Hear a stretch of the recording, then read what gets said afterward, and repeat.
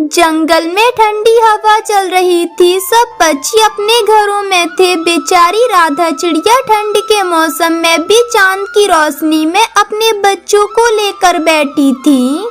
हे भगवान, ये कितनी ठंडी हवा चल रही है।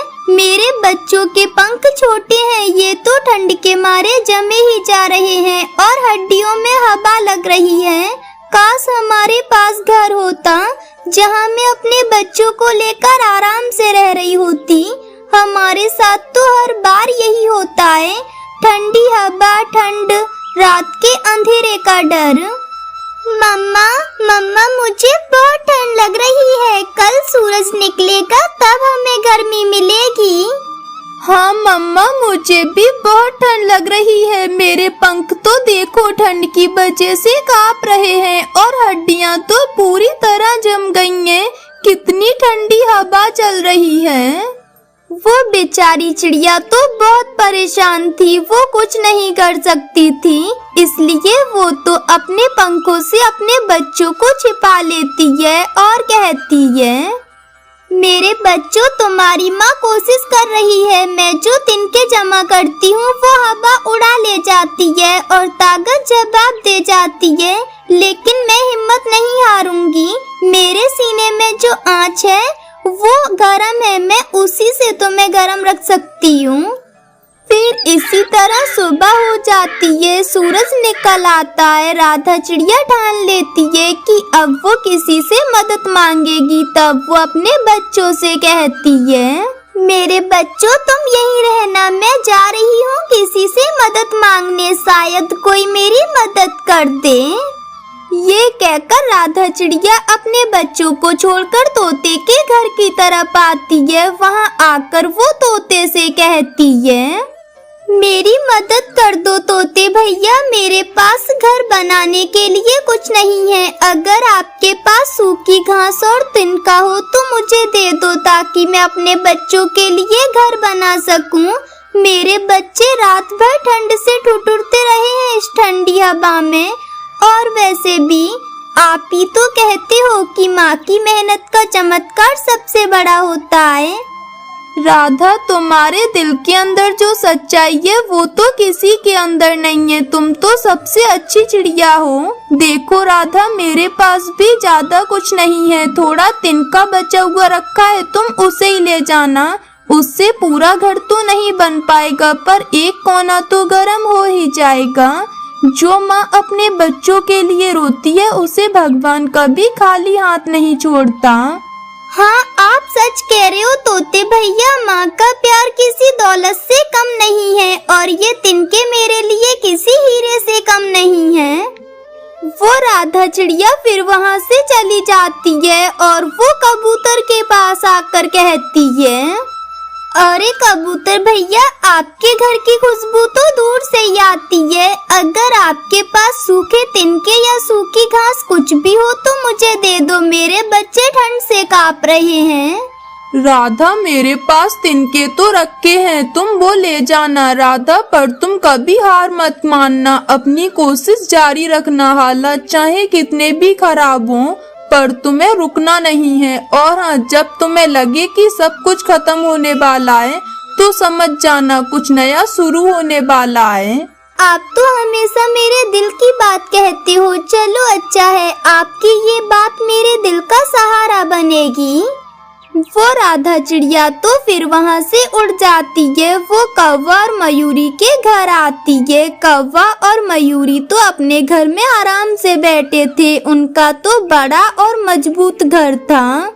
मयूरी बहन और कालू भैया, आपका घर इतना बड़ा है, आप तो मजे से रह रहे हो, तो मेरी भी एक छोटी सी मदद कर दो। मुझे थोड़े से तिनके दे दो या फिर मुझे अपने घर के एक छोटे से कोने में रख लो। अरे राधा, तू फिर आ गई। जब देखो तब मदद ही मांगती रहती है, कब तक मदद की भीख मांगेगी। अरे तू तो अच्छी चिड़िया है, दयालु है। अरे उड़ती फिरती है, कोई खैरती नहीं। अरे हाँ पति जी, आपने एकदम सही कहा। ये तो है ही ऐसी, जब देखो तब मदद मांगती फिरती रहती है। ये तो एक रोने की मशीन है। अरे तुम तो ऐसे ही मदद मांगोगी क्योंकि है ही तुम गरीब चिड़िया। अरे अब तुम जाओ यहाँ से, हमारे घर के बाहर ना मंडराना। अरे कौवी बहन और कौवे भैया, मैं आपसे भीख नहीं मांग रही हूँ, बस अपने बच्चों की सांसें मांग रही हूँ। वो एक छत के नीचे रहेंगे तो उन्हें ठंड नहीं लगेगी। जब बाहर की ठंडी हवा उनके सीने पर लगती है तो वो मेरे दिल में चुभती है, क्योंकि मैं एक माँ हूँ, मेरा दिल बहुत तड़पता है। अच्छा ठीक है, अब तू जा यहाँ से, मेहनत कर और तिनके ढूंढ ले और जाकर घर बना ले, हमें अपने बीच में मत घसीट।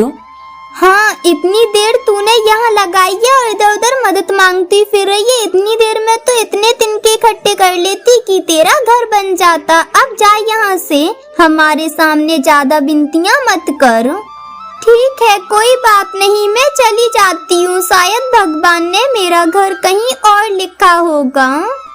ये कहकर राधा तो उदास होकर वहाँ से चली जाती है और वो उदास मन से जंगल में जाकर बैठ जाती है और रोते हुए कहती है, हे भगवान, अब मैं क्या करूं? कैसे अपने बच्चों के लिए घर बनाऊं? सबसे मदद मांग कर देख ली, पर किसी ने मेरी अच्छे से मदद नहीं की। मैं क्या करूं अब?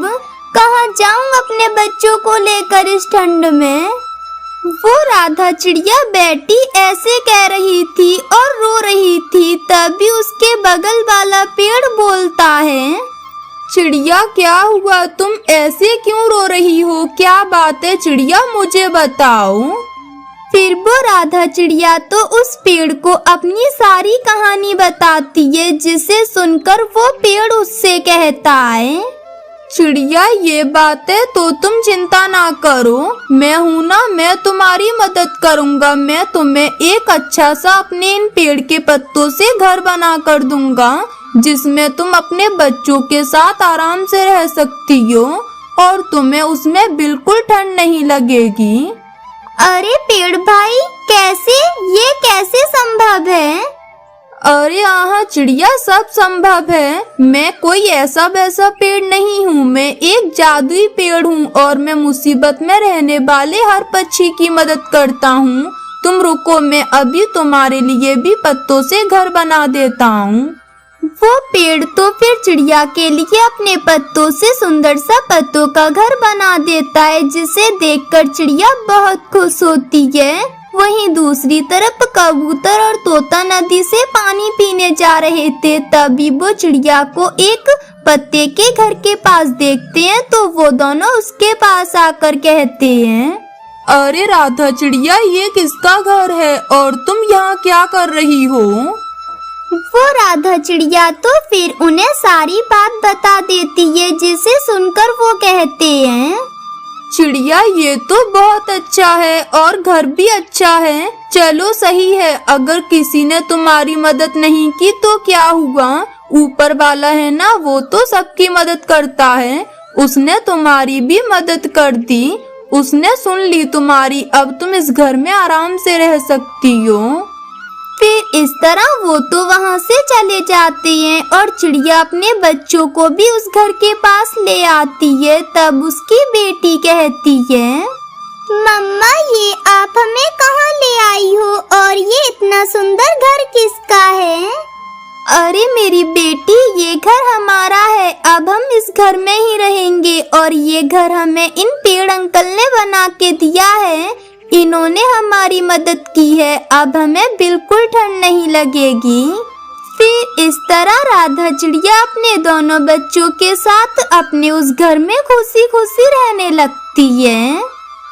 दोस्तों, ये थी आज की कहानी। और हाँ दोस्तों, इस कहानी से ये सीख मिलती है कि हमें हमेशा मुसीबत में दूसरों की मदद करनी चाहिए।